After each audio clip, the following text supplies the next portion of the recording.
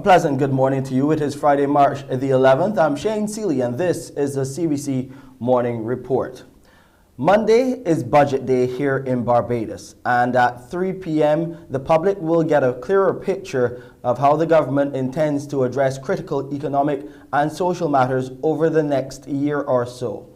Prime Minister and Minister of Finance Mia Amor-Motley will deliver from the floor of the House of Assembly her 2022 Financial and Economic Statement, commonly referred to as the budget speech. The Prime Minister's address to the nation follows 2 years of substantial losses in revenue as a result of the COVID-19 pandemic, which crippled the island's #1 money-earning sector, tourism, and it's in the face of what is expected steep increases in commodity prices as a result of the war in Ukraine.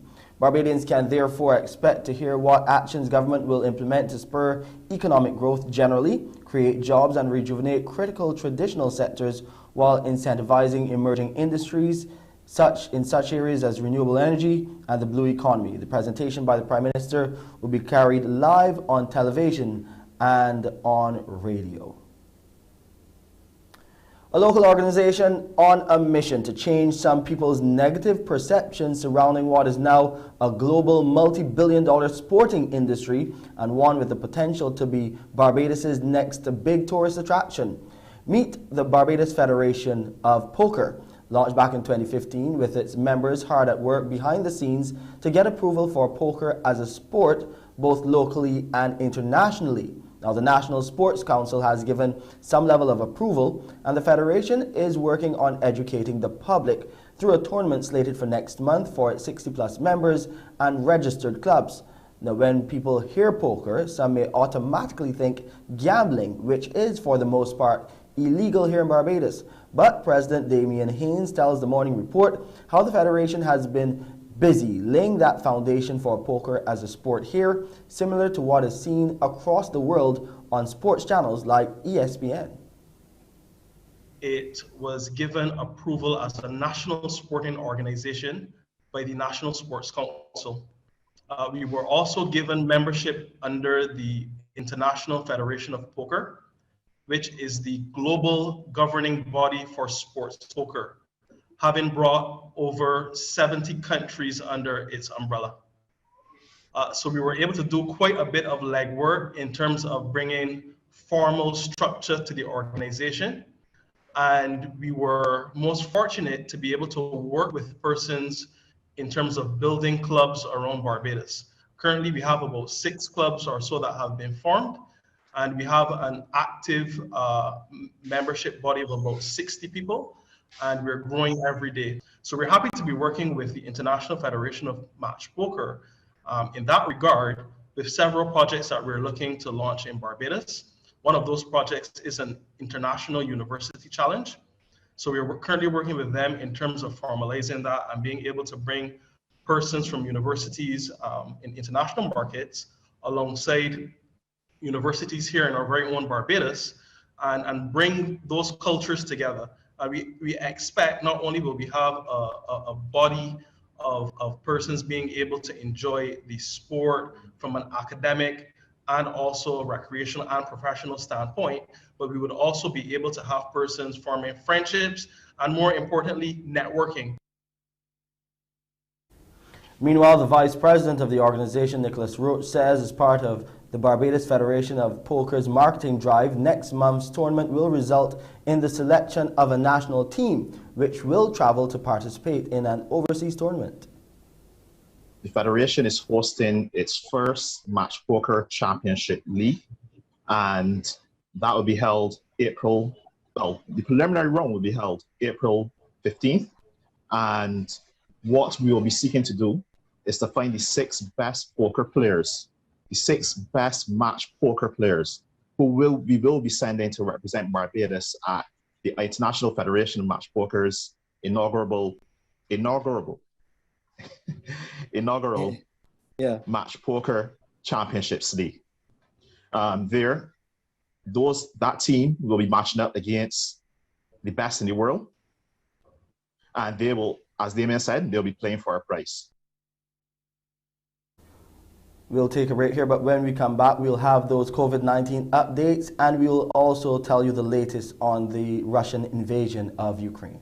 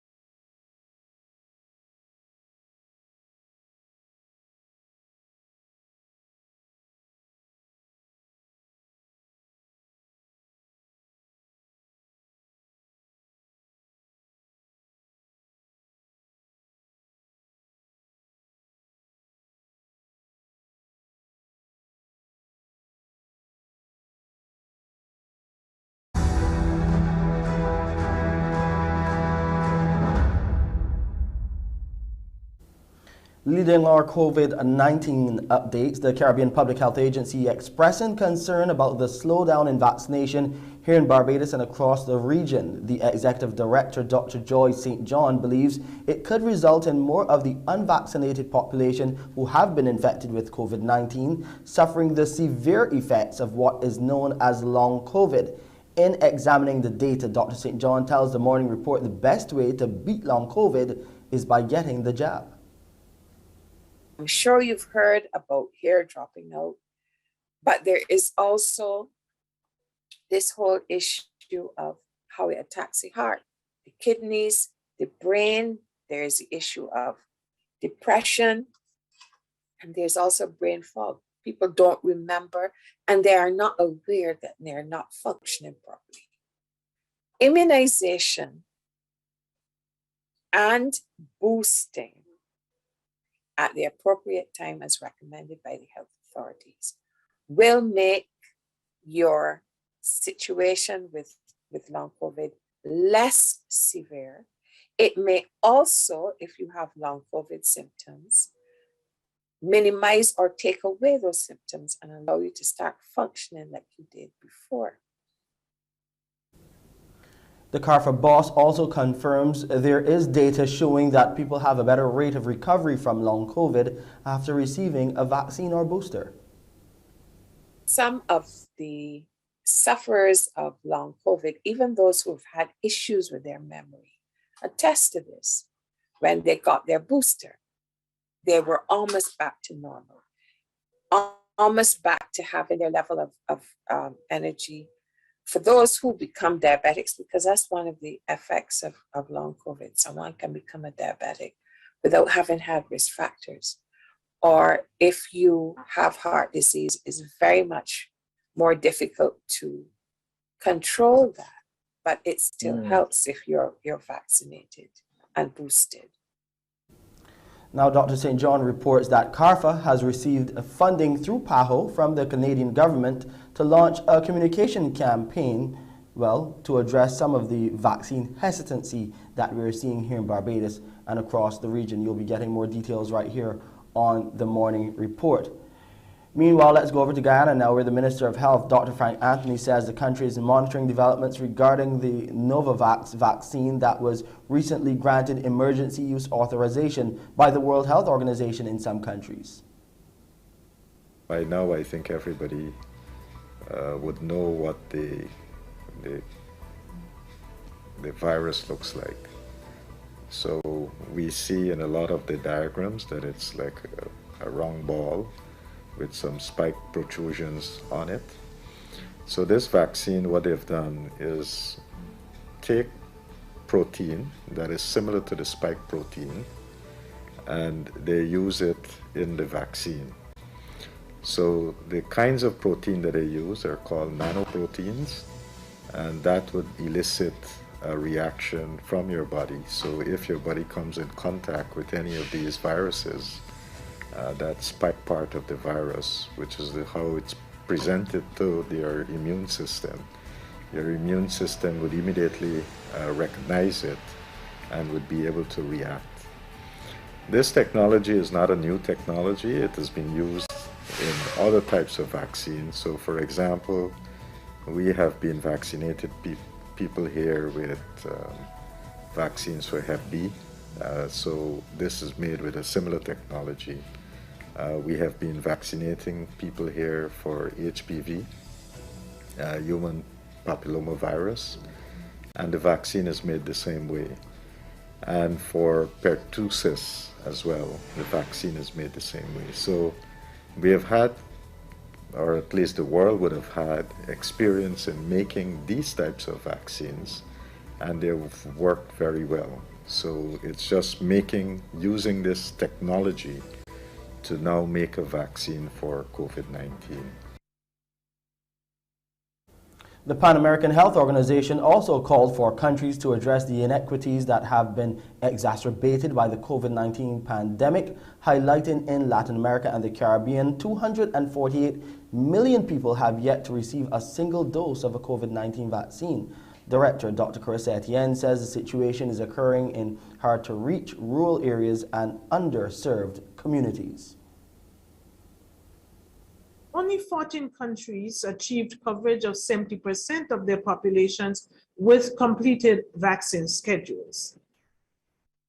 As we plan for future phases of the pandemic, we must remember that COVID-19 is still a real threat that places a greater burden on the poor and the most vulnerable.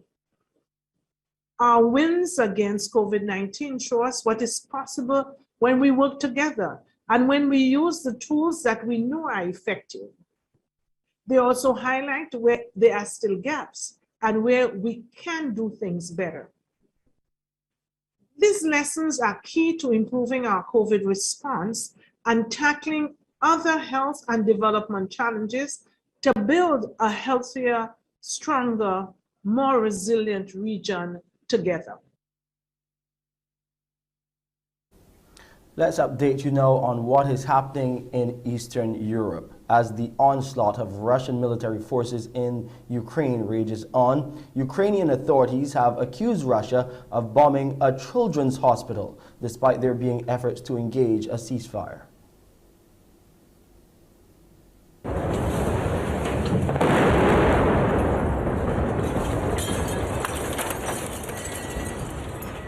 A colossal blast echoes across the besieged city of Mariupol.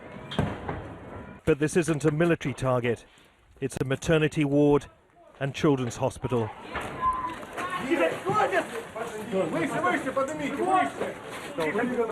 And these are the victims. A heavily pregnant woman with serious injuries is stretched through a shattered building.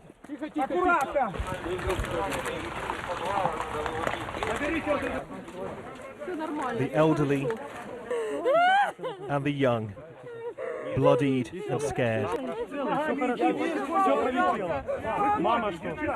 This is the indifference of war. An explosion so powerful, the crater is several meters deep.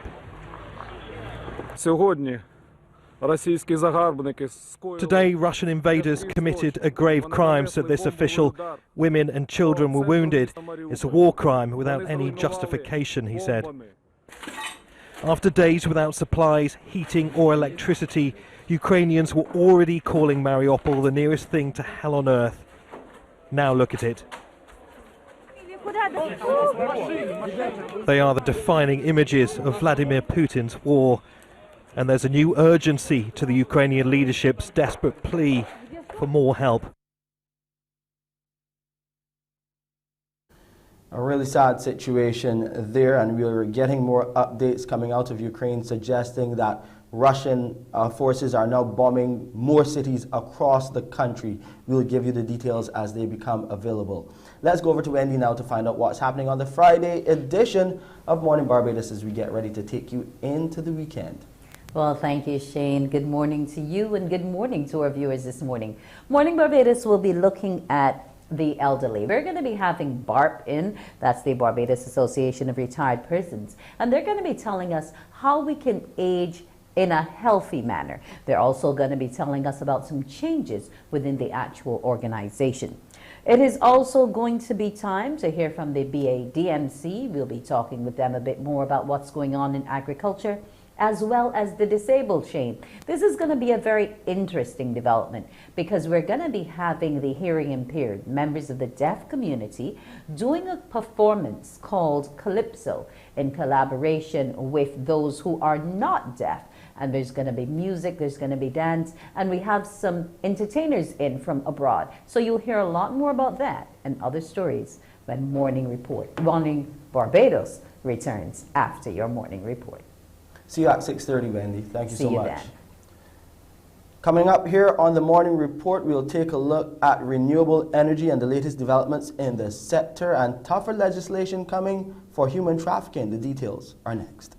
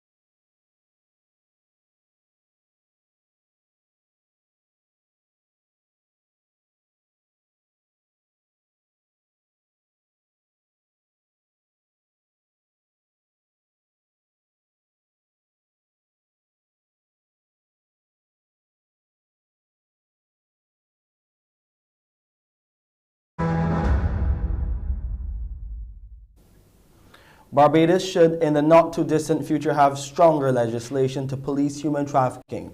This assertion from the Attorney General Dale Marshall as the government launched a new public education campaign aimed at increasing Barbadians' knowledge about the scourge.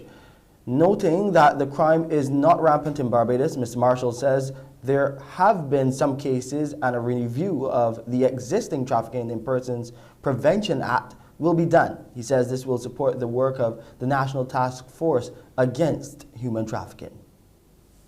This year, we propose to undertake a review of our Trafficking in Persons Prevention Act with a view to strengthening some of its provisions.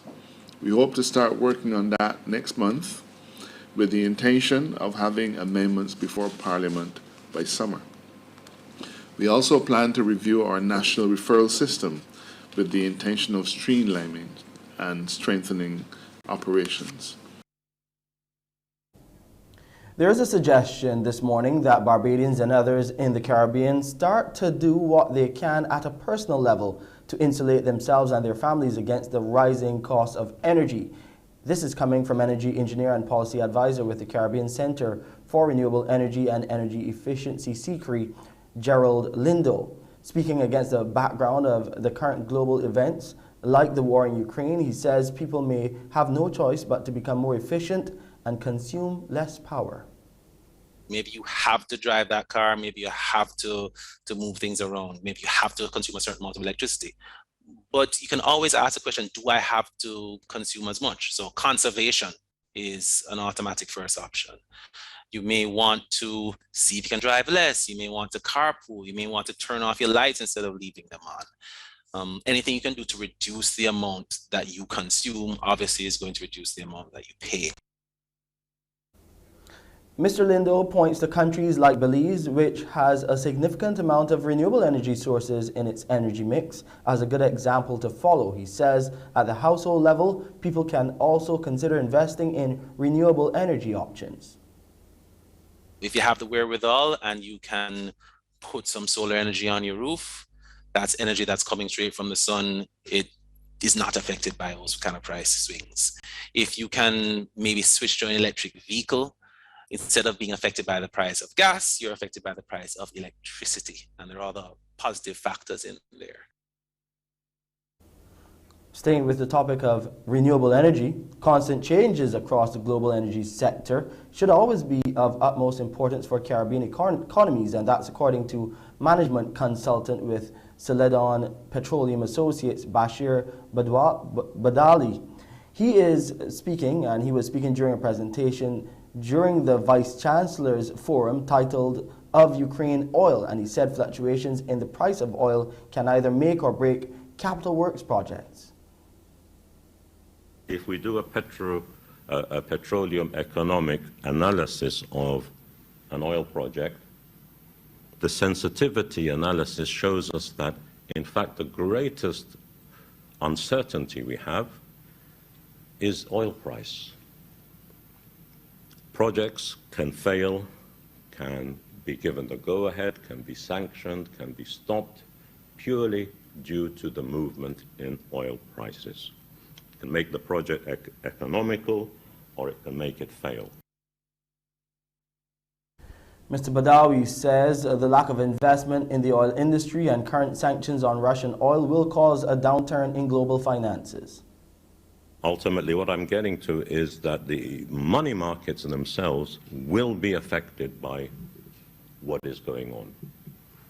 The lack of investment in the oil industry that has happened since 2014 is starting to show. The issue of Saudi and Abu Dhabi increasing their production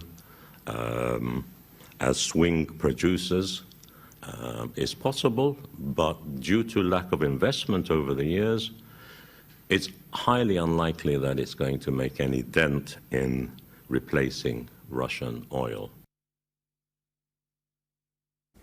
In Jamaica, the Minister of Finance, Dr. Nigel Clark, says the country is experiencing signs of consistent economic growth despite the blow from COVID-19. He says despite the initial bleak projections, Jamaica's economy is resilient and continues to show signs of recovery.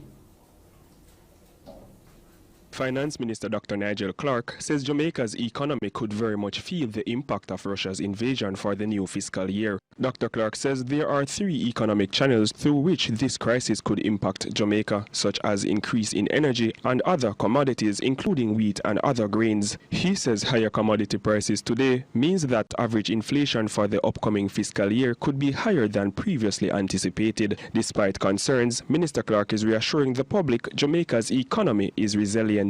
We are closely monitoring the development and the reaction of markets. Madam Speaker, Jamaica has the wherewithal to withstand this crisis, and we will always ensure that the poor and vulnerable are protected from the worst effects of this crisis. The Jamaican economy is resilient, and we will weather this storm. Dr. Clark insists the government is bent on protecting the poor and vulnerable throughout this crisis. He adds Jamaica has been recovering from the COVID-19 pandemic way ahead of neighboring countries. Let me remind you that when we gathered here last year, some people never believed that we could recover this fast. When we forecasted 5% growth, then question it.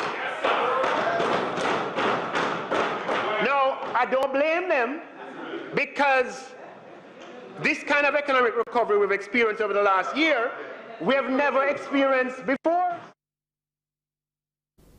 Some sporting news now. Batsman and Krumar Bonner showed tremendous powers of concentration as his century on day 3 earned the West Indies a handy lead of 62 runs over England in the first Apex Test in Antigua. Resuming from their overnight 202 for 4 in reply to the visitors' first innings score of 311, the Windies reached 373 for 9 at stumps. Let's take a look at the highlights.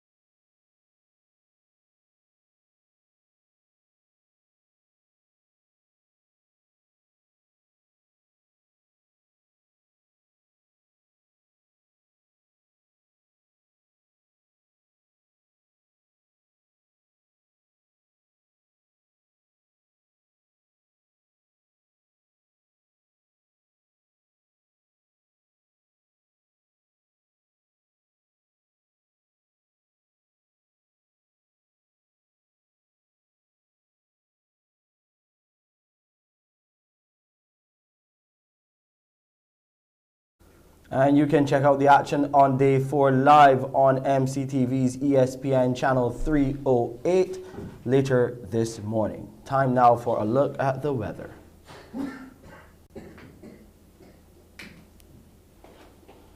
The temperature right now, 24.9 degrees Celsius. It's cloudy and slightly hazy on the outside. It's feeling like about that temperature, 25 degrees Celsius. The relative humidity stands about 75%. Barometric pressure this morning is 13.8 millibars, and those winds are coming out of the east at 36 kilometers per hour. We'll have a high tide at 10 this morning. The low tide will be later on in the evening, in the late afternoon, around 18 minutes to 6. Those seas are still moderate in open water. Swells are peaking at 2.5 meters and holding steady. Small craft operators and sea bathers, please exercise caution. It will be cloudy with sunny periods today with a few brief scattered light showers. And tonight it will be partly cloudy at first, becoming increasingly cloudy with the occasional intermittent scattered light to moderate shower, mainly after midnight. And here's a quick look at the international weather forecast. That's it for this edition of the Morning Report. I'm Shane Seeley. I'll see you at 7 with your headline news. Up next is Wendy Burke with Morning Barbados. Wake up, wake up, wake up, wake up. Barbados, get up. Good morning. Good morning, Barbados. Good morning. Good morning to you. Good morning. Morning, morning, morning. Good morning.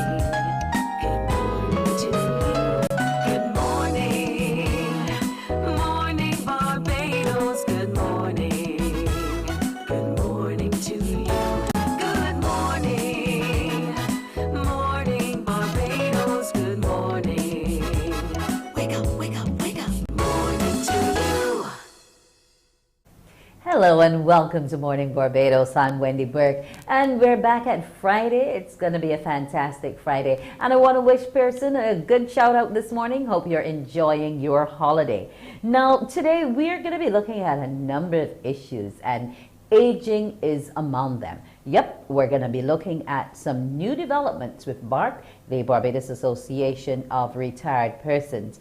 And she's going to be telling us about healthy aging. It's an information session that's going to be given by Sir George Allen, the former head of PAHO. So we're going to be looking out for that. It's coming up shortly with Miss Marilyn Rice-Bowen.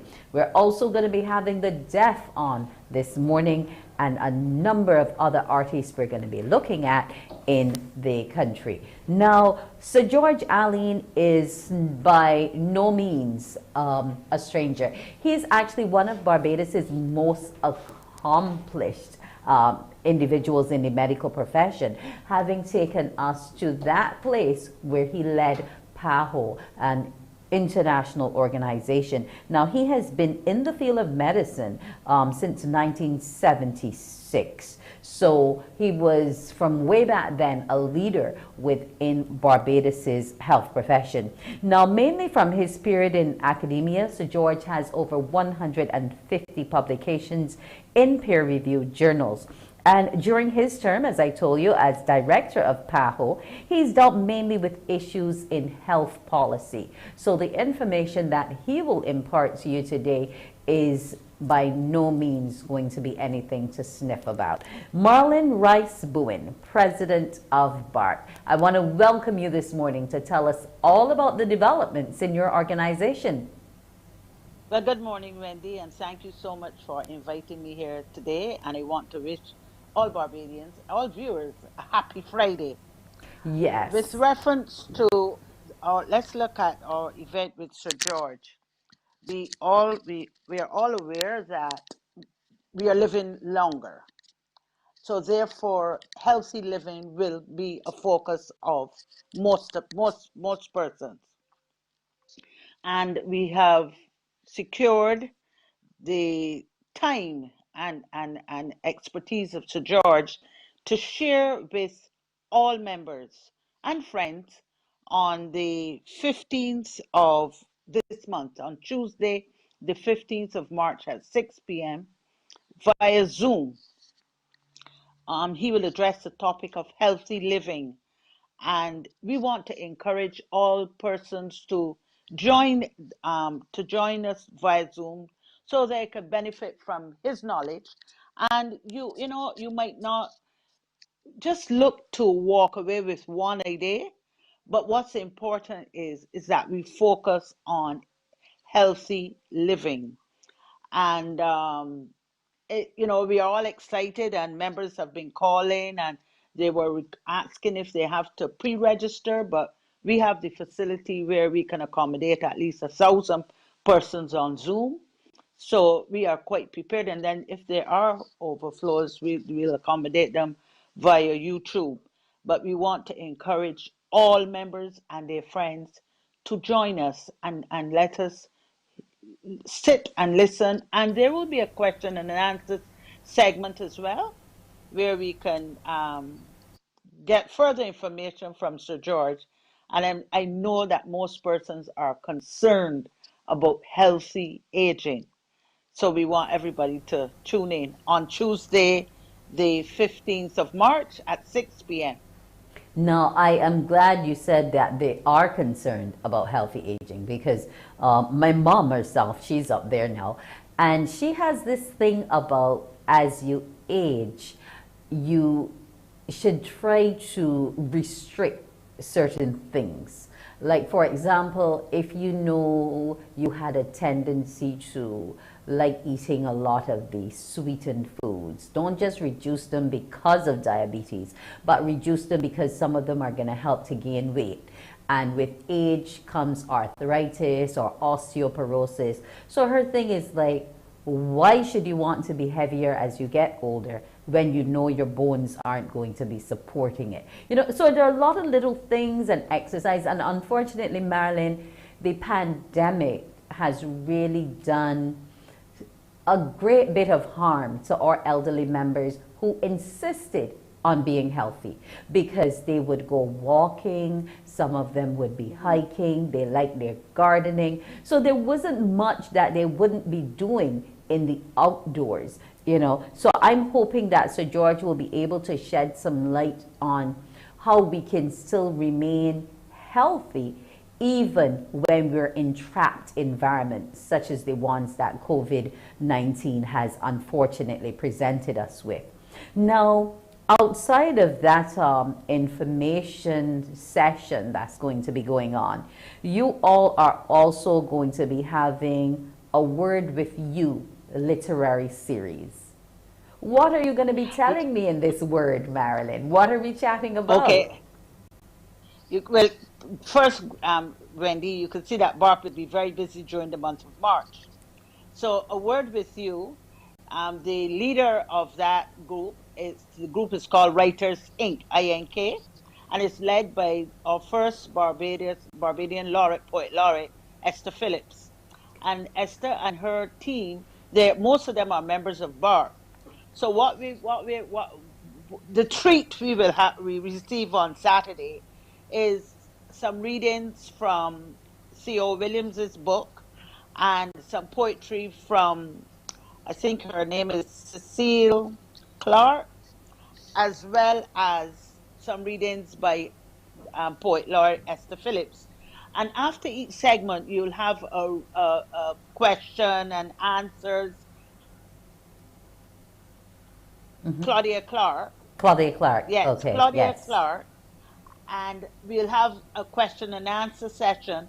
And who knows, at the end of these sessions, we will host them they'll be held every Saturday on the 12th, the 19th, and the 26th. And every session will start at 4:30 via Zoom as well.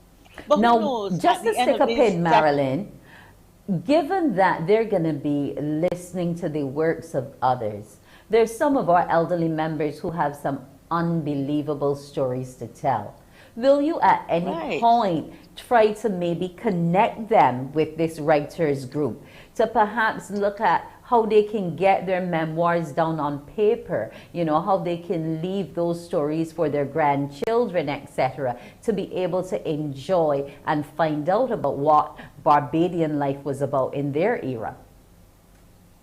I'm certain that Esther and her group would want to do that as well, because when we were having preliminary discussions, I said, you know, you're going to unearth some latent talent. And so who knows, coming out of this, you might find the group might be extended, because some person who might have been able to, who can write poetry, or who can, you know, who can perform readings, or who want to write novels or whatever, that person might become very interested. And that's what we want to do as well, to encourage, to help people to discover themselves. As a matter of fact, the theme for the series is love, hope, and memories.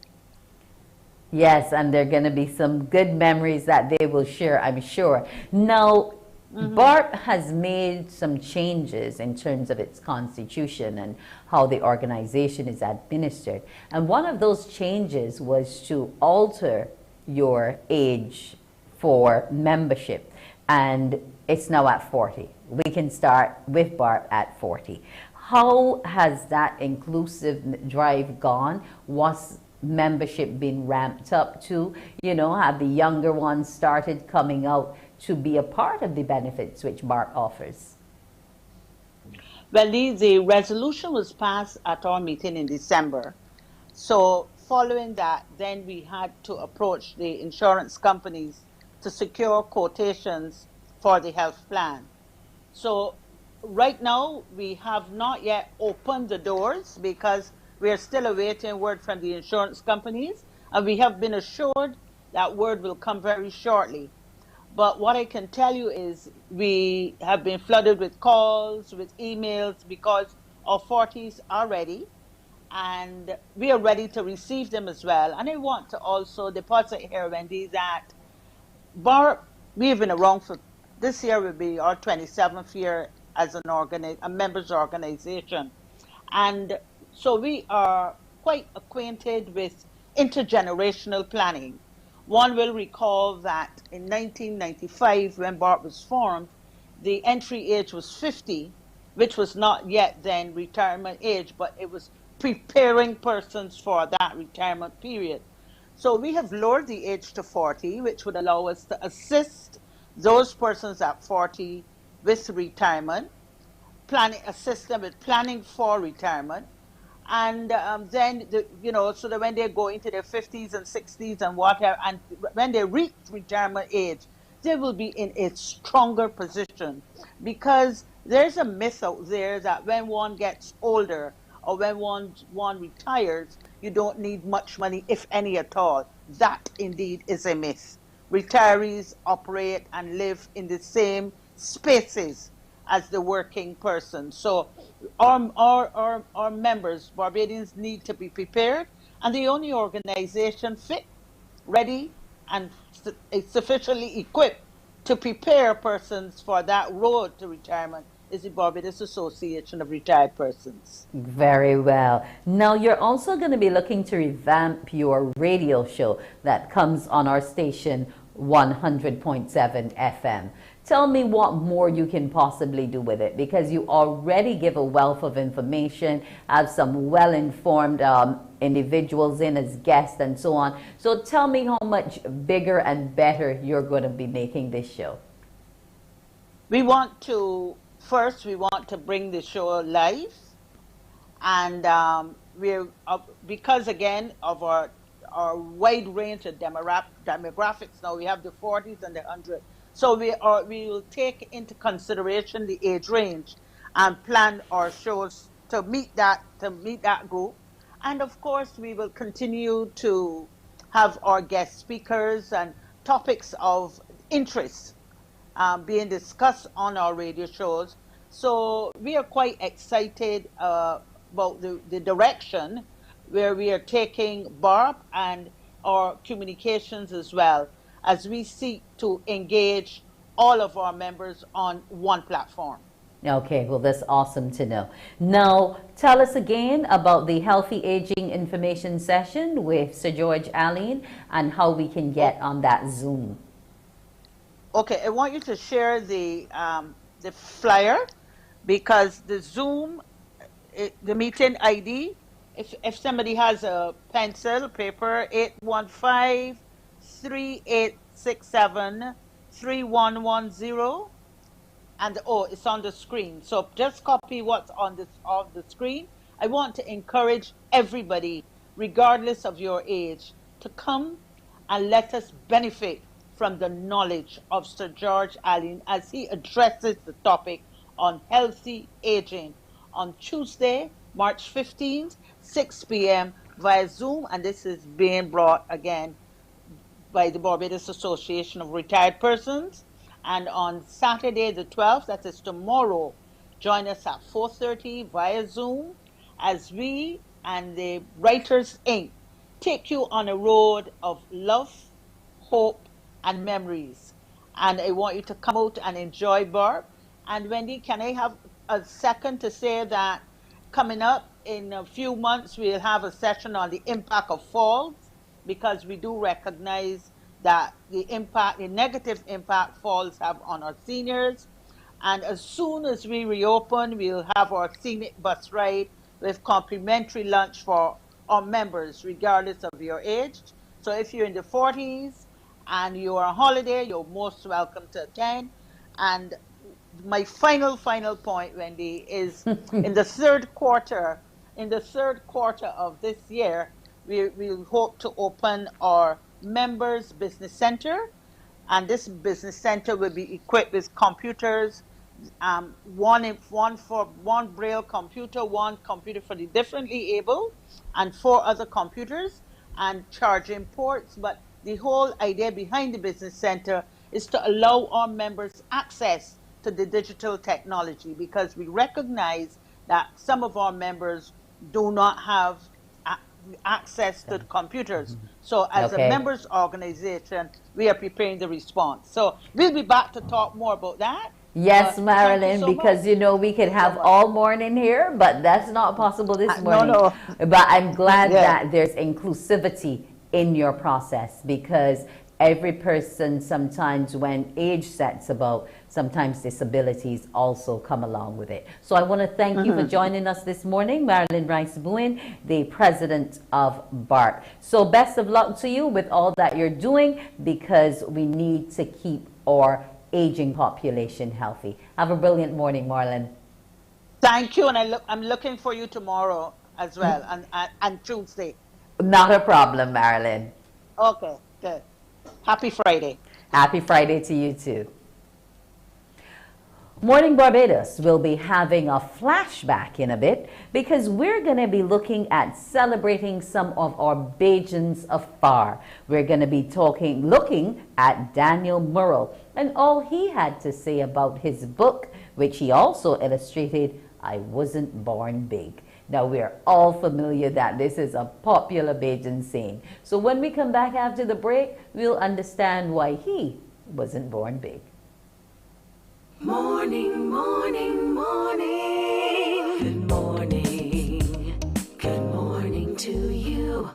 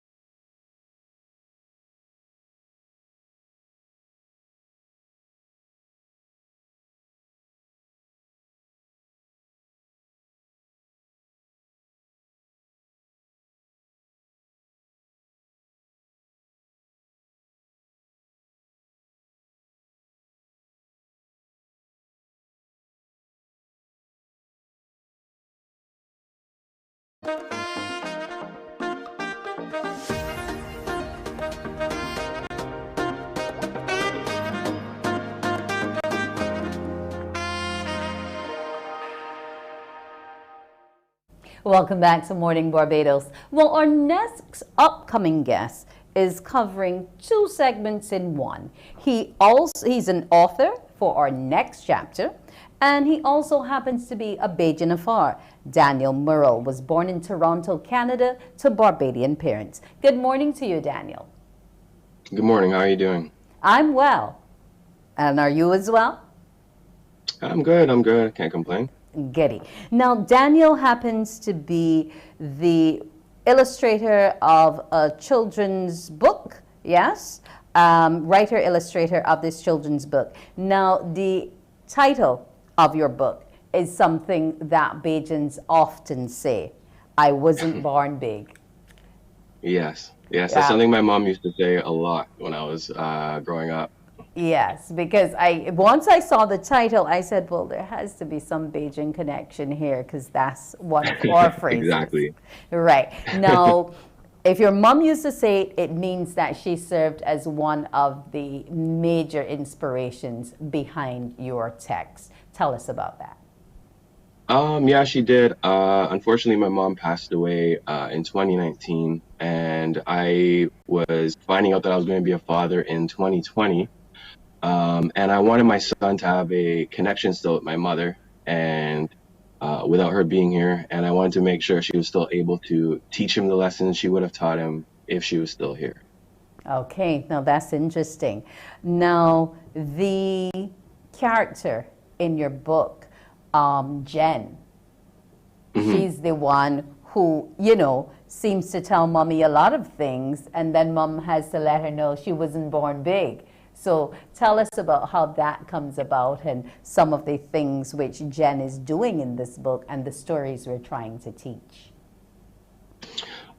Essentially, it's just showing, like when I was growing up, it was like the same type of thing. I would always feel like I knew better than my parents because you always feel like your parents are either too old or out of touch. And I thought that that would be a great first lesson for my son to learn himself because, we're only here to help at the end of the day, our kids, strive and, try to save them from some grief. So I wanted to really make that a lesson in that book for that character, so that when my son gets a certain age, he'll know that I'm only here to help. Okay. And how old is little Wesley now? Oh, Wesley, he's almost 1.5 next month on the 13th. Okay, which means that you see the importance of reading to children from the get-go. Oh yeah, we read to him a lot. Right now, he's in preschool, so we're also teaching him a little sign language and stuff so he can communicate and, let us know how he's feeling. Okay, well, that's awesome. So tell me a bit more about the book in terms of where I can go to get it, and what grouping would you say it's perfect for? It's actually perfect for ages 4 to 7 years old, and you can get it pretty much most places books are sold, so you can get it on like Walmart.com, Barnes & Noble, Target, Amazon, and also Indigo, Chapters Indigo as well. Okay. Now, it seeks to answer a lot of those whys that children come with. Because every time you tell them something, well, don't touch the stove, why? Don't do this, why? How do you go about putting those most asked questions that little ones give with an answer which is going to be palatable to them and also acceptable? Yeah, that's exactly why I chose that title, like you mentioned, because it's good for kids to know that you were their size once and that you also had the same desires and the same, you also wanted to do the same stuff that they want to do and, go outside without your jacket on and, eat too much candy and things like that. And children really don't have that in them to know that that's not a very good decision and why. So you have to let them know, I've done this before, I've made those mistakes. So I'm trying to save you the headache from, this happening. Mm-hmm. And that adults basically are there as the protectors and the guiders. Exactly. Yeah, exactly. Okay. We're their friends. We're their first friends at the end of the day. So. Now, writing and illustrating happens to be a part of what you would have studied. So tell me how you came up with the characters, and do you think they actually look Barbadian? Did you give Jen some of the characteristics of your mom, or is your mom actually drawn out in the book answering Jen? Tell us about that part of it. Well, illustrating I've been doing a lot longer than writing. I've been illustrating my entire life. So the character design, I wanted to make the child look similar to my mother, as well as the adult. So the adult is actually based completely off my mom. The child a little bit differently. That came up through who is it now? I had a friend that told me that they would be good to use a character that was a female, because there's not really too much female representation in media. So that's where I came up with that from. Okay, so we know who are the people motivating it. And in terms of your sales so far and feedback you've been getting, how do people feel about the text? They like it. Most people, so I've gotten a lot of feedback on it, and they said that their kids are really, it's a lot of positive feedback from that, because the kids, they're very relatable to the character. A lot of things that the kid tries to get away with are a lot of things that all of us try to get away with as a kid. So a lot of people are generally, they're feeling good about the character and the things that she does and she says, and, the things that the adventures she goes on in the book. Do you put any Bajanisms in it? I did not. I thought of doing that, but I wasn't too sure if how that would translate over here in Canada. So I tried to keep it a little simple. Even the title is the most Bajanism that I did put in there.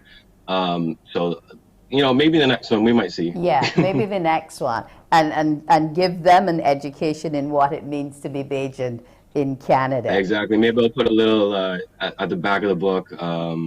Not directory, but yeah, some words and stuff, some translations on the back. Yes, and have it go that way. So outside of, exactly. Do you miss anything about Barbados?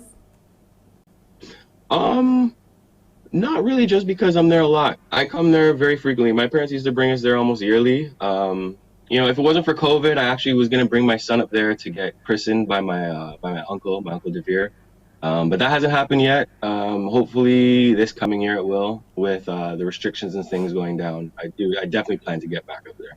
Okay, so when you get back here, what's the first thing you want to touch down and do? Just see my family, really. I have so much family there. It's unbelievable. So just seeing them, I miss a lot of them. So. Okay, so you're Merle. Who else are you connected to in Barbados? Oh, my uncle DeVere Merle. He was at St. Matthias Church. He's been there for a long time. My Auntie Anne, my cousin Matthew Merle, and Shayla as well. Yes, well, Shayla I know because she's in my profession. Oh yeah, I figured you might, small world, right? So. And it's interesting that you said you wanted to get your son christened down here because your uncle actually christened all three of my boys. Oh really? Yeah. He christened me too. So you have a connection now. Very, very nice priest. Yeah. Yeah. So Daniel, he's awesome. I'm thankful to have had you on this morning as a Bajan Afar and also the author for Or the Next Chapter. Best of luck to you with this book, I Wasn't Born Big, and let's hope that the little ones in Canada and further afield understand what the book is all about and the parental guidance that we're there to impart. And best of luck with you and Wesley. Thank you. I appreciate it. Have a good morning. Okay, you too as well. Thanks for joining us. Morning, morning, morning. Good morning. Good morning to you.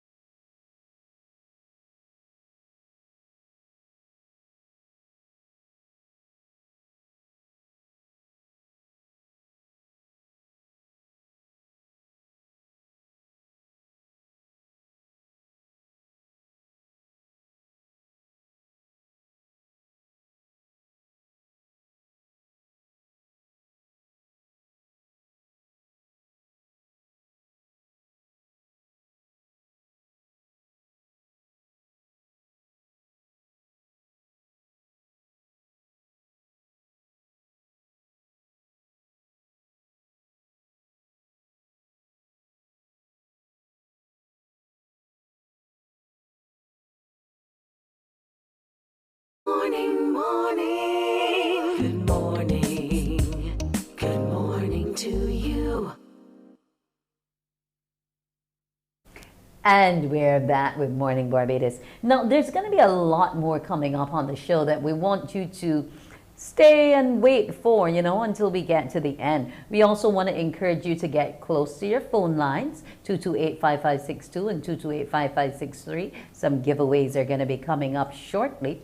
But remember, when you call us, just listen to the telephone, speak to our producer on the line, but do not listen to your television at the same time. Just talk to us on the telephone. Now, it is a fantastic Friday for me. I'm not too sure if it's a fantastic Friday for you as well. How's Friday going? How are things looking all over Barbados? We want to thank our viewers. They have been writing in, letting us know they're happy, things are happy where they are from all around the world. And we at CBC want to thank you for continuing to be an audience of not only this program, but all the other programs which CBC produces. And we also want to give a big shout out and a fantastic Friday to our newsroom this morning. I want to say congratulations to you, Ryan Broom. You know exactly what that is in order for. I hope everything is going well on your end. Now, we're gonna be getting ready for the news because a lot has been happening around the country. And as you know, Shane Seeley, he'll be along to update you on exactly what it is we have going on around the island. But before that, we're also going to be dealing with the deaf community. I prefer to say hearing impaired, but they're okay with deaf as well. And it's all about inclusivity. And I'm happy that Barbados is coming to the place where we understand that each one matters and all of us live normal lives, even though we have one or two differences. So we'll get to hear about Calypso. But right now, it's time for me to take you to Shane and the morning's recap. Here's your headline news for this Friday, March 11th. Lawmen held a man for questioning last night in connection with an incident at an entertainment venue in Old Town, St. James, where they discovered a firearm. According to police public relations officer, the acting inspector Rodney Innes, the man whose identity has been withheld was at the time being searched by security as he entered an establishment. It's unclear if any charges have been laid in connection with the incident. We'll bring you more details as they become available. Meanwhile, Monday is budget day in Barbados, and at 3 p.m. on that day, the public will get a clearer picture of how the government intends to address critical economic and social matters over the next year or so. Prime Minister Mia Amor Motley, the Minister of Finance as well, will deliver from the floor of the House of Assembly her 2022 financial and economic statement, commonly referred to as the budget speech. The Prime Minister's address to the nation follows 2 years of substantial losses in revenue as a result of the COVID-19 pandemic, which crippled the island's main money earner, tourism, and in the face of what is expected to be steep increases in commodity prices as a result of the war in Ukraine. Barbadians can therefore expect to hear what actions government will implement to spur economic growth generally, create jobs, and rejuvenate critical traditional sectors while incentivizing emerging industries in such areas as renewable energy and the blue economy. The presentation by the Prime Minister will be carried live on radio and television. The Caribbean Public Health Agency expressing concern about the slowdown in vaccination in Barbados and the region. The Executive Director, Dr. Joy St. John, believes it could result in more of the unvaccinated population who have been infected with COVID-19 suffering the severe effects of what is known as long COVID. In examining the data, Dr. St. John told the Morning Report the best way to beat long COVID is by getting the jab. I'm sure you've heard about hair dropping out, but there is also this whole issue of how it attacks the heart, the kidneys, the brain. There is the issue of depression, and there's also brain fog. People don't remember, and they are not aware that they are not functioning properly. Immunization and boosting at the appropriate time, as recommended by the health authorities, will make your situation with long COVID less severe. It may also, if you have long COVID symptoms, minimize or take away those symptoms and allow you to start functioning like you did before. Now, when people hear the word poker, they automatically think gambling, but a local organization is on a mission to change some people's negative perceptions surrounding what is now a multi-billion-dollar sporting industry and one with the potential to be the island's next big tourist attraction. The Barbados Federation of Poker, launched back in 2015 with its members hard at work behind the scenes, has gotten approval for poker as a sport both locally and internationally. The National Sports Council has given some level of approval, and the Federation is working on educating the public through a tournament slated for next month for its 60-plus members and registered clubs. The President, Damien Haynes, tells the Morning Report how the Federation has been laying that foundation for poker as a sport here, similar to what is seen across the world on sports channels like ESPN. It was given approval as a national sporting organization by the National Sports Council. We were also given membership under the International Federation of Poker, which is the global governing body for sports poker, having brought over 70 countries under its umbrella. So we were able to do quite a bit of legwork in terms of bringing formal structure to the organization. And we were most fortunate to be able to work with persons in terms of building clubs around Barbados. Currently, we have about 6 clubs or so that have been formed, and we have an active membership body of about 60 people, and we're growing every day. So we're happy to be working with the International Federation of Match Poker in that regard, with several projects that we're looking to launch in Barbados.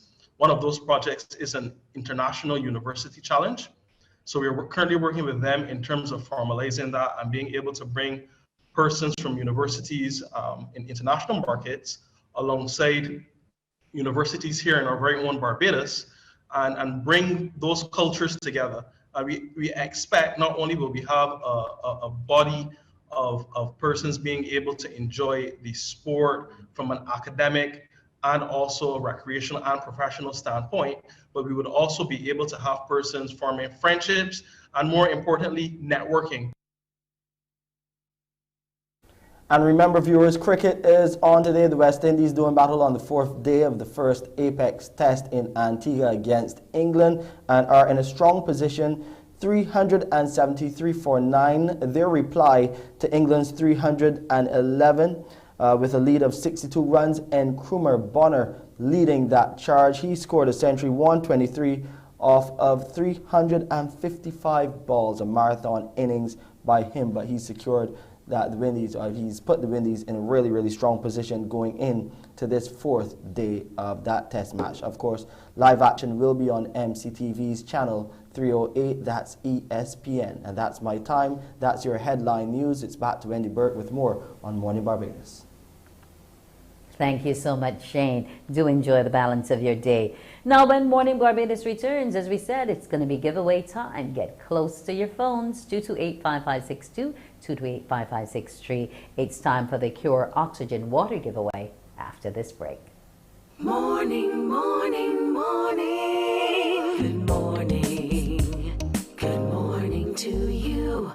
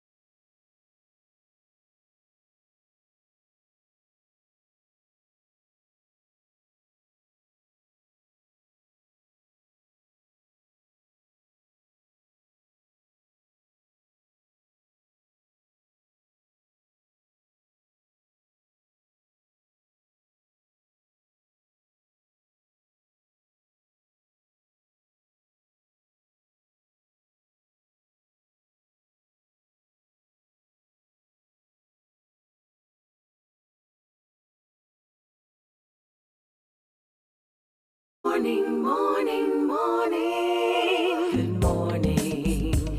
Good morning to you.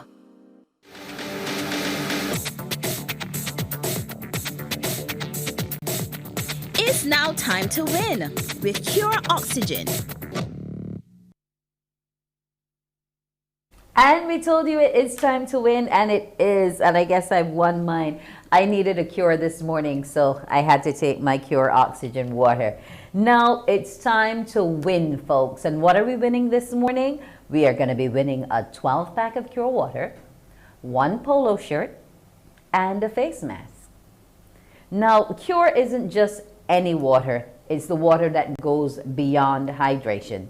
It challenges everything you thought you ever knew about water. Why? Because it increases energy, stamina, improves your sports performance. You can see a faster recovery after exercise, and it also helps to boost your concentration. Now, exactly what do these prizes look like? Because people are always saying, oh yes, we're going to win, but what are we really winning? Well, if pure oxygen water with all of these minute bubbles of oxygen in it are doing so much and so well for our bodies, well, the polo shirt, which we're going to be getting from Cure, also looks just as bubbly as that water.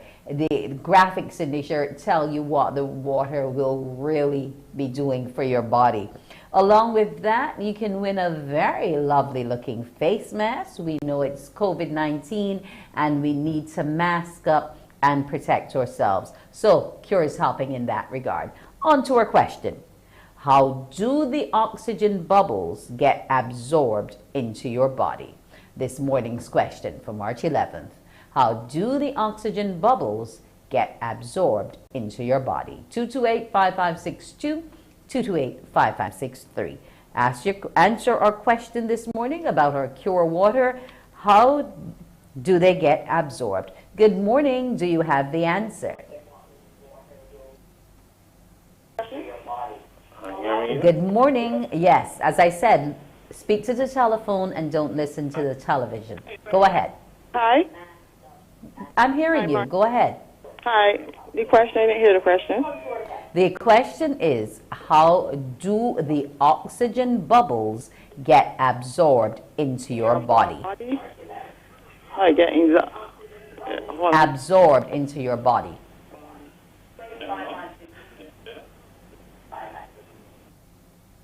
Okay, I guess she's not quite ready to answer our Cure, but we know that Cure is ready for you though. It's going to help strengthen your immune system, reduce your stress, and detox your blood. Good morning. Yes, good morning. Good morning. How do the oxygen bubbles get absorbed into your body? What's the answer? By drinking a lot of water. No, it's about how the particular bubbles in Cure gets absorbed into your body. Yes, we want you to drink Cure, but that's not our answer this morning. I'm sorry. How do the oxygen bubbles get absorbed into your body? Good morning. Yes, hi, good morning. Yes, your answer.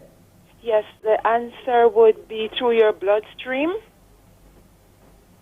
Can we take that, producer?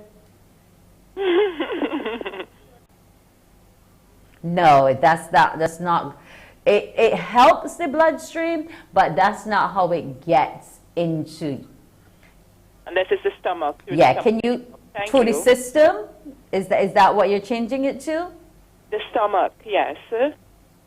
No, sorry, can't give you. All right. Cure oxygen water. How do the oxygen bubbles get absorbed into your body? Are you going to miss this giveaway? You're getting a 12-pack of water. A water which also helps to remedy any irregular sleep patterns that you may have. Along with the water, you're getting a fantastic shirt. I mean, come on. Good morning. Do you have the answer?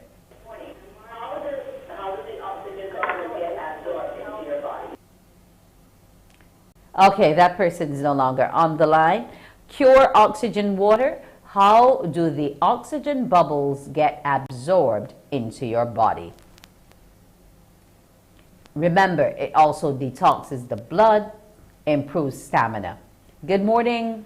Morning. Yes, your answer. Through the arteries or the veins? Pardon me? I'm not hearing you clearly. Through the arteries.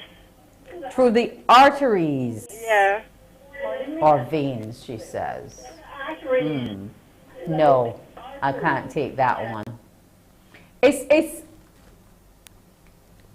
how the body's formed. So we're out of time now, so I'll just let you know what it is. Cure oxygen, the bubbles in Cure are absorbed into your body because they're readily available for use by any cell that needs it. So once you drink it and it's needed there, that particular cell is going to absorb it. So that's our answer this morning. The question, how do the oxygen bubbles get absorbed into your body? The answer, it's readily available for use by any cell that needs it. Well, unfortunately, no one won this morning, but go out, get your Cure water. It's available at supermarkets island-wide, brought to you by SMJ Barbados. So, Cure Oxygen Water. When Morning Barbados returns, we will be speaking agriculture once again with the BADMC this morning. And we're not going to be talking only vegetables this morning, but we're going to be getting a bit of meat on the plate. We'll see you after the break.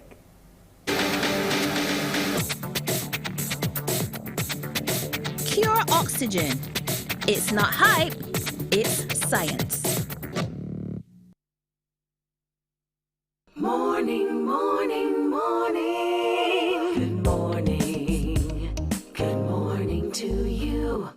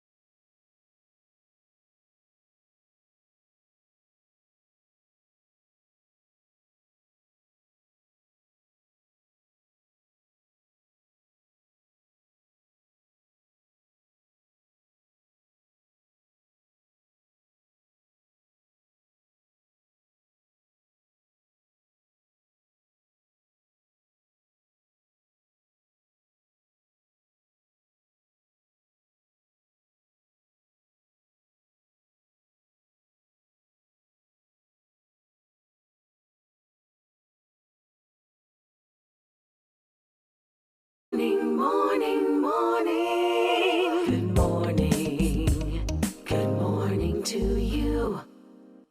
And we're back. It's time to talk with BADMC, the Barbados Agricultural Development and Marketing Corporation.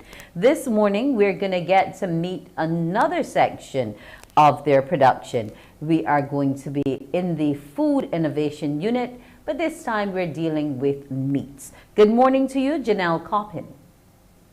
Good morning, Wendy, and good morning, Barbados. Yes. Now, Janelle is actually a butcher with the Food Innovation Unit, and she'll be telling us how they transform various types of meats into value-added products. Now, I know about BADMC and its meats because I love your hams, yeah, but other people don't. So tell me how this level of innovation with meat and value-added products came about for the BADMC. Well, BADMC's meat department was around for about 32 years. We are responsible for sourcing and fabricating all the special Carmitas brands and meat cuts.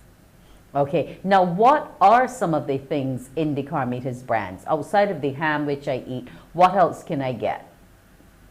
You can get the seasoned beef burgers, minced meat.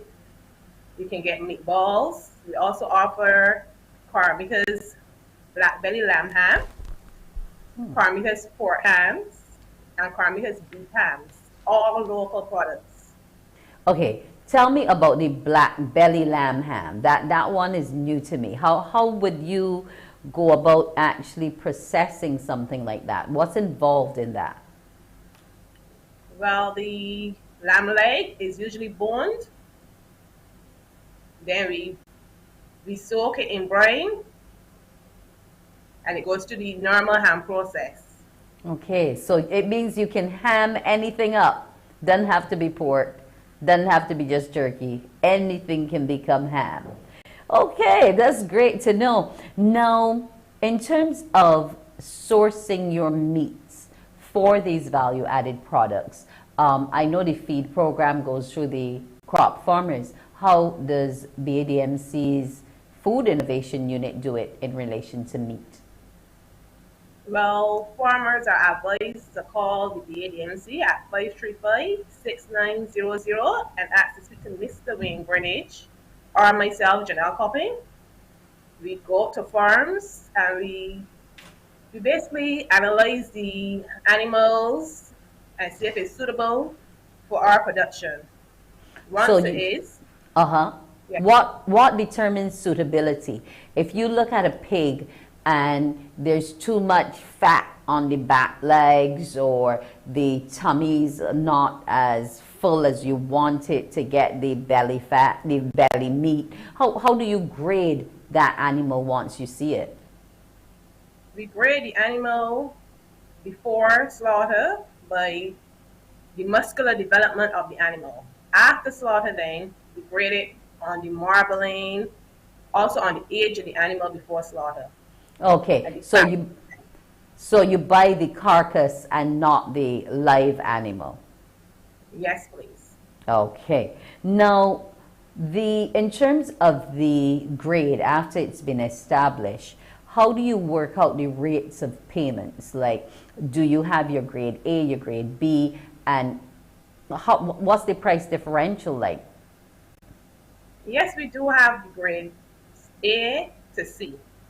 So we pay approximately from $8 to $10.50 per kilogram based on the grade. Okay.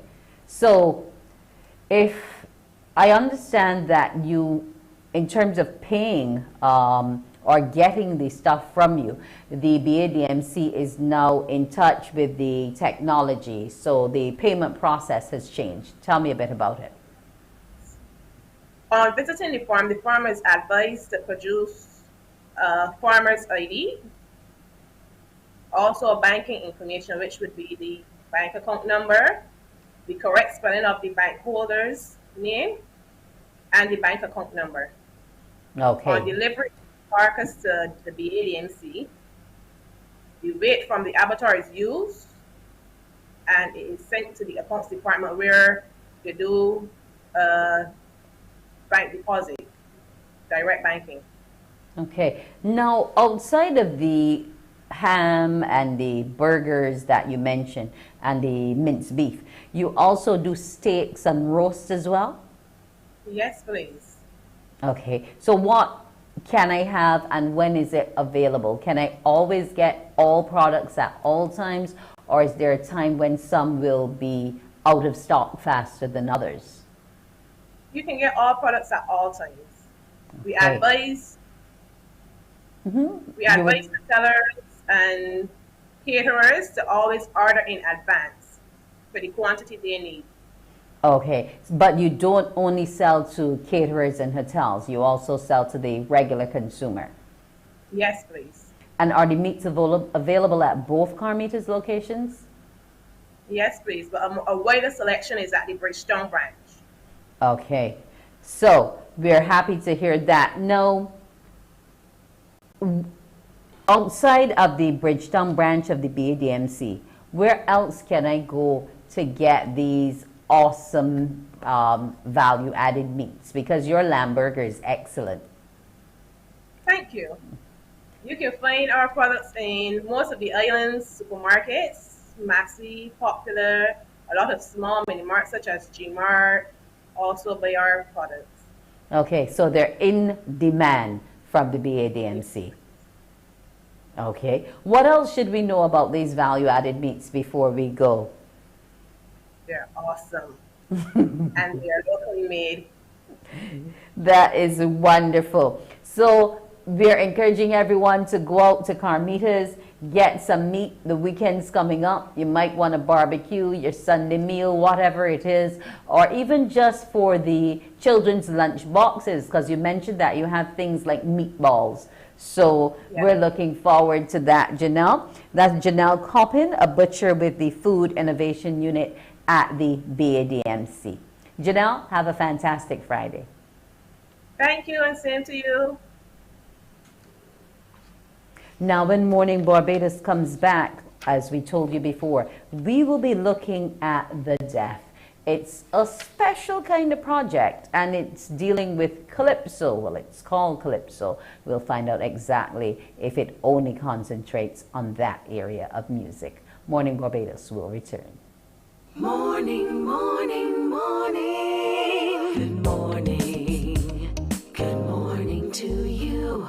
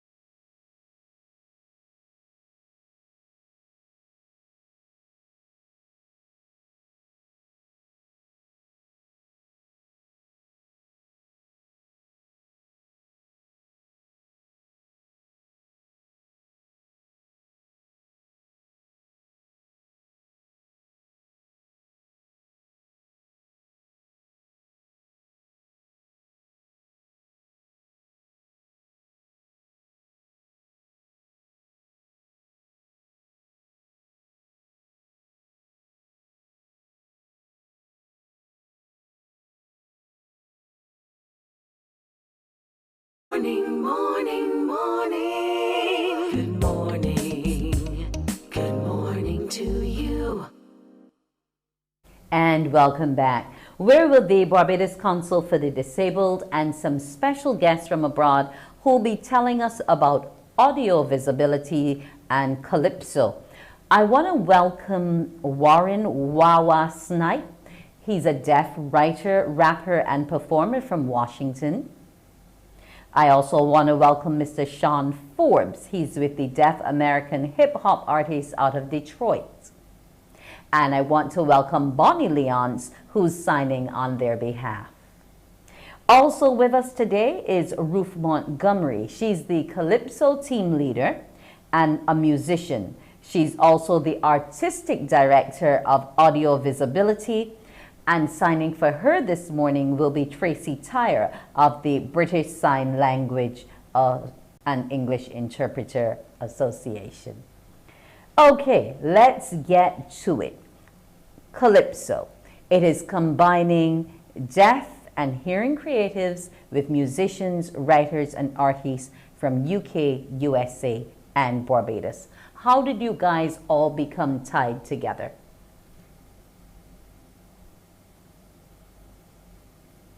So, how the whole thing really started was probably about 4 or 5 years ago. I was visiting the UK, and late one night I decided to host an event at a bar in London, and that's how I really got to know Ruth. And we just developed a connection right there. And then probably about a year and a half later, she reached out to me and she said, hey, I have this great idea. Would you like to go to Barbados and meet the deaf community there and create music with them? So that's really the foundation of it. And then we brought in Wawa, we brought in several other people to be a part of this. The two of us have been friends for the past 15 years. So I was like, with this opportunity, I can't do it without him. Okay, well, that's wonderful. Now, in terms of the songs and the text and images, what are you, or how are you helping the deaf community to understand culture better and to know that they too are a vital part of the performing arts space?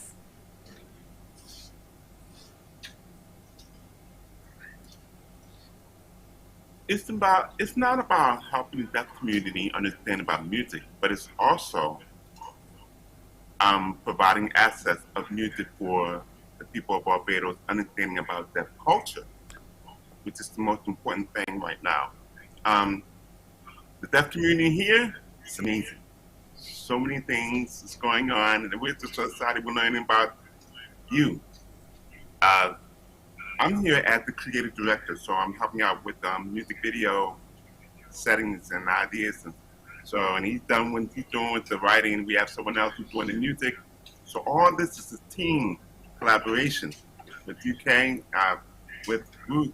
So much things going on. We're learning, and we're really excited. So we're providing access for you guys to understand what deaf people here is about and how you guys can support them. So tell me, Ruth, in terms of the support which Warren, can I call you Wawa, is asking for, how have you found it? Is this your first to Barbados or the first time you're doing this outside of the UK or the US?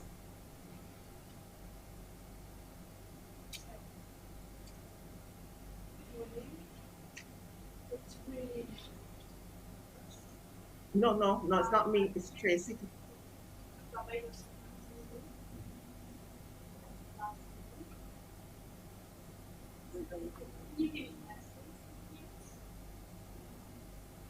She can't hear me?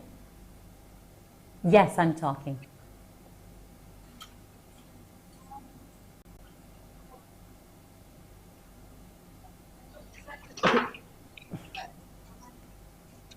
Yes, Tracy just needs to come a little closer to Ruth so that we can find out all about audio visibility, which will exploit to give deaf professionals new opportunities to showcase and promote ownership through music and visual arts. It will create, support, and preserve new networks which integrate the deaf and hearing professionals and audiences. Therefore, they're going to be building on some previous successes, and this project is quite wide-reaching.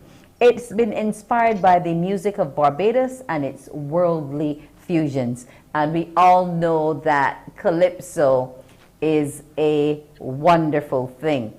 Now, with the single-minded determination, the founder and artistic director of Audio Visibility, Ruth, who's just having a few challenges which we're trying to work out now, she's gone and built a really strong team of leaders who are driving things forward.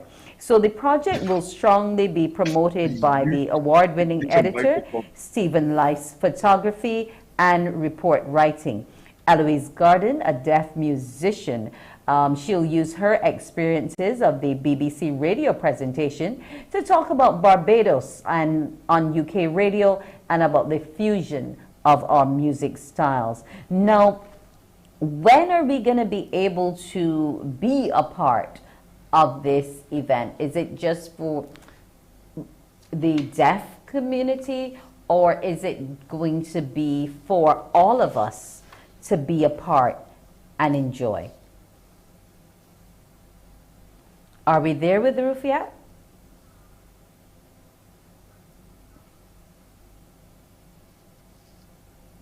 Now, these songs, texts, and images will the messages will be loud and clear. Deaf people can do anything. Remember, disability is not inability, and we need to be a far more inclusive society. So it is a society that, and not deafness, that disables. This is quite telling. The society and not the deafness that disables, because they are, as we said, more than able. So the Calypso will raise awareness of this across the community and help to inspire a new generation of deaf Barbadians. Now, we're talking about hip hop, we're talking about Calypso. So we're going to be looking at fusing a number of different rhythms and cultures into one space and place as they reach out not only to the deaf community here in Barbados, but also to us who are who can hear, because we need to be able to understand and appreciate people's differences more. I mean, I was wowed by the fact that the Duke of Edinburgh scheme here in Barbados are actually going to be putting on their program both their bronze, their silver, and their gold awards for the deaf community, and they've already started the training in sign language to be able to help them be on board. Now, it's back to Ruth. We have sorted that situation out. Ruth, who is the Calypso team leader, musician, and artistic director of Audio Visibility. Ruth, tell me about your project and how you take it to people at different parts of the world. The deaf world is really small, and we know each other, we have connections with each other, and we understand the common struggles and frustrations that we have. We are aware of all these as a deaf person, and we want to offer role models and, in a skill exchange, pass these on to the community. And I think that's very important, because it means that we can make a better future for deaf people in Barbados, and because we understand what it means to be deaf. So I've had connections across the last 10 years with Barbados and the people here, and I keep hearing the same issues being repeated to us again and again. And I believe that things can change with the power of music to drive change forward. I'm also a professional musician myself. I'm deaf. I've been deaf all my life. I've had a lot of opportunities, and I want to give those opportunities to people in Barbados. And by working together, I'm really looking forward and excited to this project and our concerts that will be in June. And it will involve the music college here, our deaf rappers, and children from the Irving Wilson School, so also players from the Barbados Community College. Okay, now if I can go back to Warren and Sean, I understand that the 3 Calypsos that will be produced, or rather maybe Ruth can tell me about it. There are going to be 3 Calypsos that are going to be produced, and the Barbadian Connection through the Calderon and at Audio Labs will be helping with those Calypsos. Tell me what some of the 3 of them are about. What are some of the topics that the songs deal with? So the 3, our goal is to write 3 songs, and the first song is to focus on Barbados and, you know, this beautiful island, and the cultures, the smells, the feels, the tastes of Barbados. The second is the deaf children here, you know, their experiences, their frustrations, their future, and what they want to see for the future. And then for the third song, it's about the change that we want to see happen, you know. So that's really the goal here. If I can get Warren to elaborate on what he wants some of that change to be. Oh, yeah. The change is actually coming from the deaf community here in Barbados. That doesn't come from me. This is what you guys need to understand what they want and how you can help them in collaborating. So we will get the things from them, we'll work on it, and we will visualize the message for you. And just hope this will make an impact. I think it will. No, it will make an impact. Because you want changes, 21st century, times are changing, it's now. Well, let's hope that that change can come about. Now, you said you were enjoying the sights, the sounds, and the taste of Barbados. But one of the things you've actually been immersed in is the whole idea of playing pan, steel pan. I understand that you got to play steel pan at the Barbados Community College. How was that? How excited did it make you?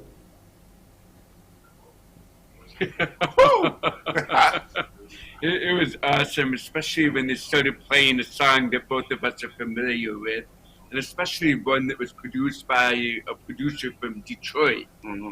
This is 50 Cent's PIMP. So when they started playing that, I just started laughing to myself because it was so funny. Yeah, it was amazing. It was really amazing. Just to get the feeling, to understand the notes to play on that song, I was like, oh, you can't stop. You have to keep going. And we really enjoyed it. That was a nice learning moment for us, really. Yeah, both of us want to buy steel pan drums so we can wake up the children every morning in our house and we'll just be like, hello, children, time to wake up. Be great. Well, I don't want you to wake them too early, but steel pan is a wonderful instrument. It's one of the newest instruments that was produced this century. It's not ours, it's Trinidad's, but we love the sounds that it creates. And maybe you can write another rap and include a pan solo. That's the goal. That's the goal here, you know. Yeah. Okay.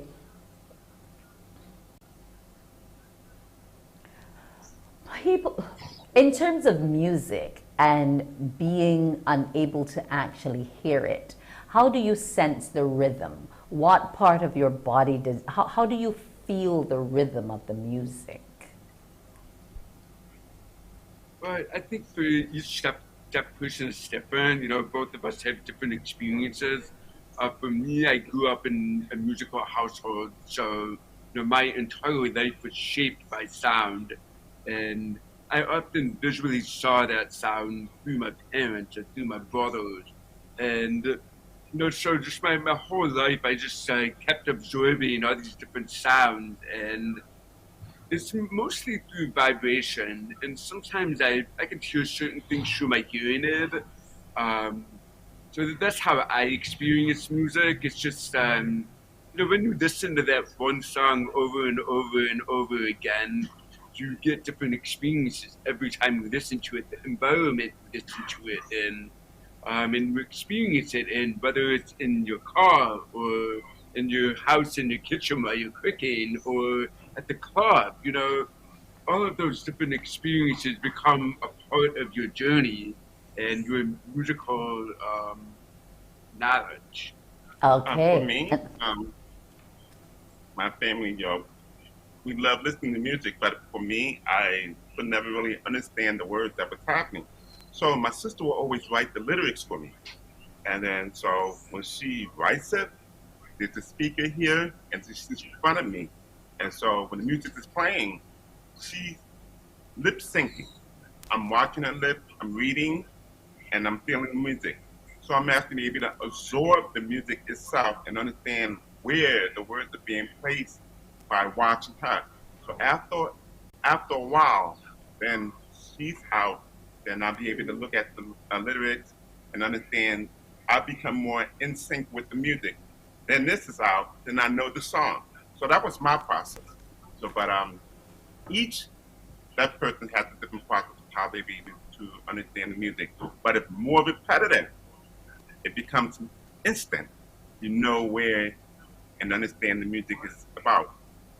And as we say, music is a universal language. I want to welcome you gentlemen to Barbados. Hope you enjoy more steel pan. Hope you enjoy the island and all that it has to offer. All. And I'm looking forward to hearing those 3 calypsos. So we're going to look at your performance now. Appreciate it. Most welcome.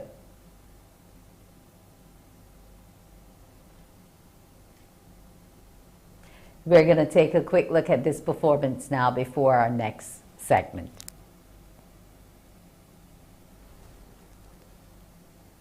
For the bass up, but I'm a savage looking at you from the face down. Make a left and even boom with the bass down. Scheming, let me tell you about my life.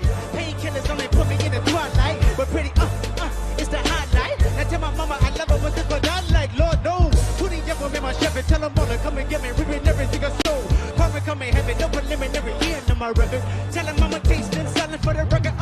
Tell the world I think I'm great. Trying to side my vices all day. Won't you please believe it now? Won't you please believe it now? Wouldn't you know we've been hurt down before? When the pride was low, looking at the world like where do we go? And we ain't wanna kill a dead in the street for show. I'm at the preacher door, knees getting weak, gun might blow. We gon' be alright. 35 summers in the making, stop faking, you forgot about Dre. 35 summers in the making, I'm talking NWA. 35 summers in the making, stop faking, you forgot about Dre. 35 summers in the making, I'm talking NWA. Nowadays, everybody wanna talk like they got something to say, but nothing comes out when they move their lips. Just a bunch of gibberish and motherfuckers forgot about Dre. But nothing comes out when they move their lips. Just a bunch of gibberish and motherfuckers act like they forgot about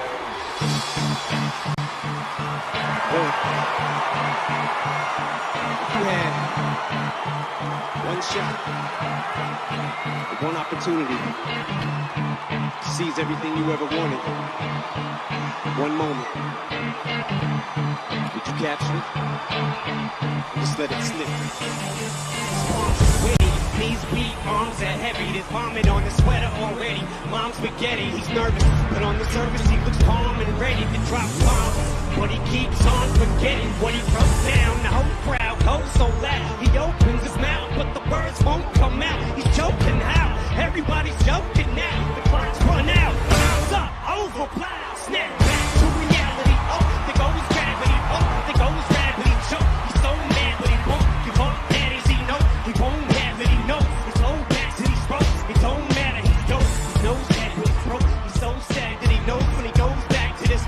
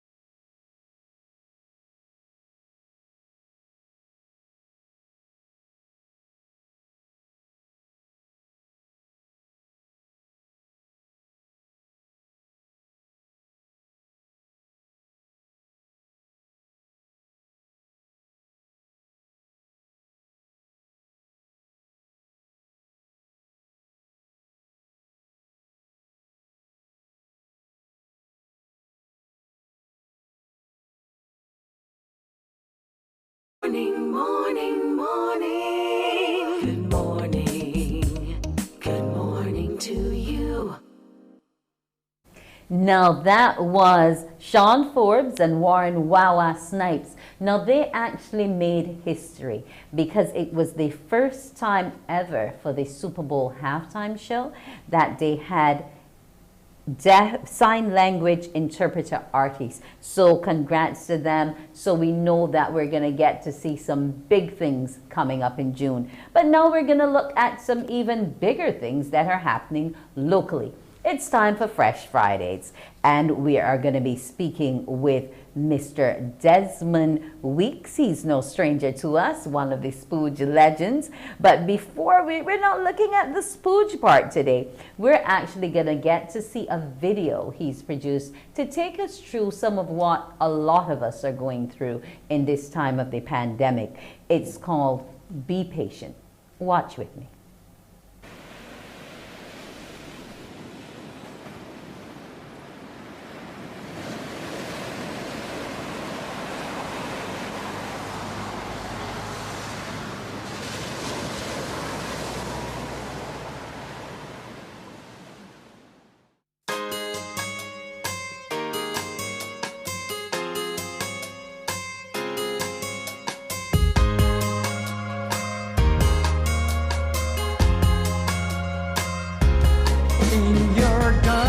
Night, the Lord will be your guide. So don't be afraid, He will be your light. Rejoice in hope, be patient in tribulation. Darkness will end, sunshine will come again.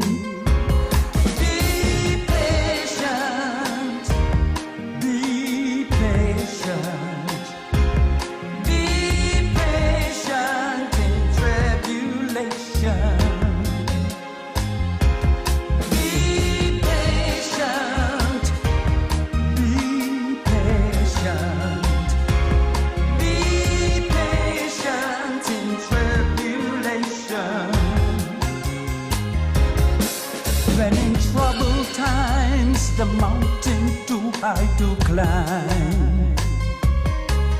Don't you despair, be constant in prayer. Just trust in God in every situation. With His rod and staff, He will guide your path.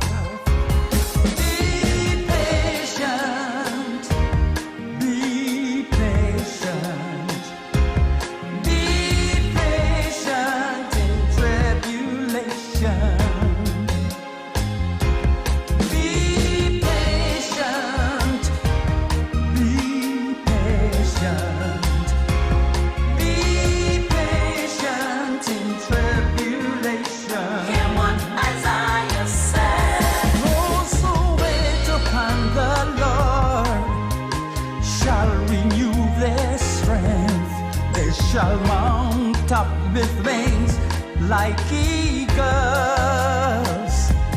They shall run and not be weary. They shall walk and not faint. Rejoice in hope, be patient in tribulation. Rejoice in hope, be patient in tribulation.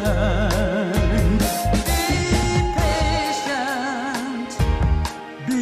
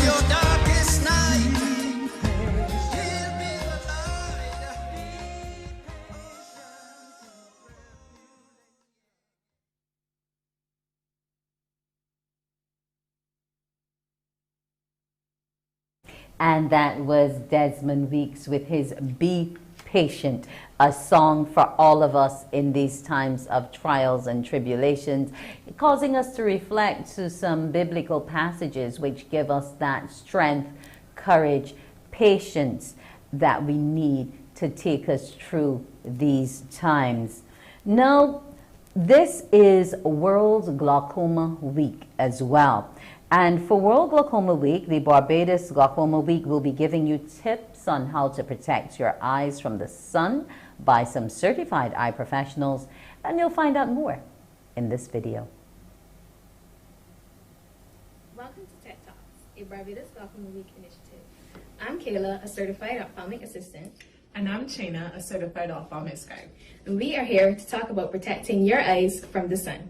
Here in beautiful Barbados, we have year-round sunshine. We're constantly told to wear sunblock to protect our skin from the sun's harmful rays. But what do we do for our eyes? Constant sun exposure can lead to increased risk of cataracts and pterygium. A cataract is clouding of the natural lens of the eye. A pterygium is a fleshy growth on the eye. Here are 3 ways you can protect your eyes from the sun. Number 1, wear the right sunnies. The right sunglasses are imperative to eye protection. Always ensure they are labeled with UV 400 or 90 to 100% UV protection. Darkness, color, and cost do not indicate the strength of UV protection. Cheap sunglasses do a great job, provided they have the right UV protection. Did you know that UV rays can go through cloud cover? So even on overcast days, wear your sunglasses. For all you spectacle wearers, make sure your glasses have UVA or UVB tint or transition lenses. Transition lenses turn dark in the sunlight. No one wants fried eyes. Don't forget your kids. The sun's rays affect them too. It's never too early to start them in good habits. Eating well, exercising, and wearing sunglasses. Number 2, do not stare at the sun. Period. Directly looking at the sun can burn holes in the retina. The retina is at the back of the eye and is responsible for our vision. So don't stare at the sun and damage your eyesight. Number 3, bring hats back. Did hats ever leave? Wearing a hat with a broad rim or a visor along with sunglasses limits exposure to the sun's harmful rays. Make wearing hats, sunglasses, and sunblock part of your daily routine. Thank you for listening.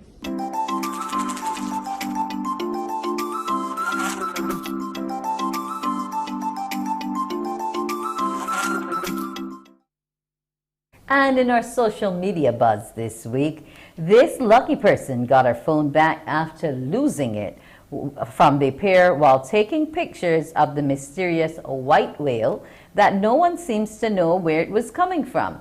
They said to be a Russian spy. The whale dives down and brings the phone back up to the surface. Oh my God!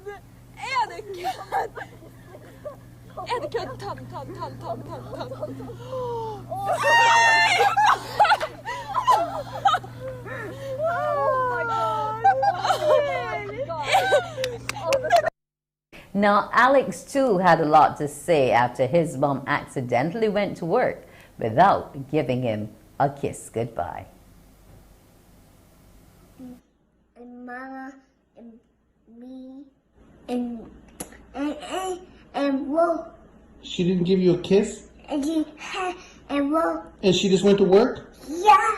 What kind of mama does that? Every day. You don't know? Me neither. Hi, and Nana Mama. Hi, baby Nana, Dada, me, and Wolf, and me, and Jay. You wanted to give her a kiss? And then you And she just went to work? Yeah. Oh, man. Oh, man. Now, I hope that mother never leaves home without kissing those two again, because that even the toddler threw his bottle out of the holder. So don't do it again, Mom. Make sure to kiss them or they will complain to Dad. Now, we're celebrating the month of the disabled, and you're cordially invited to an outing with Rosalind Hurley. She's the special envoy for persons with disabilities at the It will be held in collaboration with the National Disabilities Unit this Sunday, the 13th, from 10 a.m. until 5:30 on the grounds of the National Botanical Gardens at Codrington College, and it's a lovely place. You really should go out and see it. The Disabilities Unit is also going to be kept busy this week because they're going to be staging, in collaboration with the Media Resource Center, an outdoor movie night at their premises on Lower Colomorock, St. Michael. Now that will be tomorrow, Saturday, from 6:30 p.m.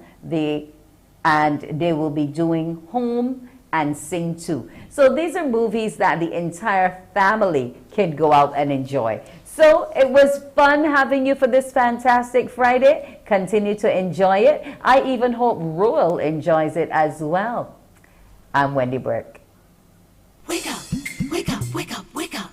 Barbados, get up. Good morning.